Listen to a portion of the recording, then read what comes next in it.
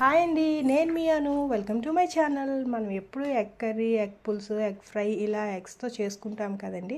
ఒక్కసారి ఎవరైనా చుట్టాలు వచ్చినప్పుడు సడన్గా మన దగ్గర వెజిటేబుల్స్ ఏవి లేకపోతే 2 గుడ్లు ఉన్నా సరే సరిపోతుంది ఈ కర్రీ చేసుకోవటానికి. 2 ఎగ్స్ అయినా సరే బాయిల్ చేసి ఇలా కట్ చేసుకొని పీసెస్ కింద పెట్టుకొని దాన్ని ఆయిల్ వేసి ఆ ఆయిల్లో బాగా వేగనిచ్చిన తర్వాత అవి తీసి వెల్లుల్లి కారం పెట్టి చేసుకోండి. చాలా అంటే చాలా బాగుంటుంది, అందరికీ నచ్చుతుంది కూడా. నాకు కుండలో కుక్ చేస్తే చాలా ఇష్టం అండి. మాకు కుండకి ఇది మూత కింద పెట్టుకుంటాము, దీంట్లో పోపు పెడతానమాట. ఇందులో కుక్ చేస్తే చాలా టేస్టీగా ఉంటుంది. సో అందుకనే నేను ఈ ఎగ్ స్లైసెస్ కర్రీ ఇందులో చేస్తున్నాను.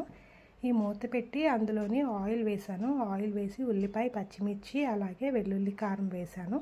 కొద్దిగా సాల్ట్ వేసి టమాటో కూడా వేసానండి. అది వేగిన తర్వాత అందులో ముందుగా బాయిల్ చేసి వేయించుకొని పెట్టుకున్నాం కదా, ఆ ఎగ్ స్లైసెస్ని అందులో యాడ్ చేశాను. ఒక 10 మినిట్స్ కుక్ చేసిన తర్వాత ప్లేట్లో తీసి సర్వ్ చేసుకున్నాను. చూసారా, పీసెస్ బాగా వచ్చినాయి కదా, ఆ చందమామ కూడా చెదరకుండా అలానే ఉంది.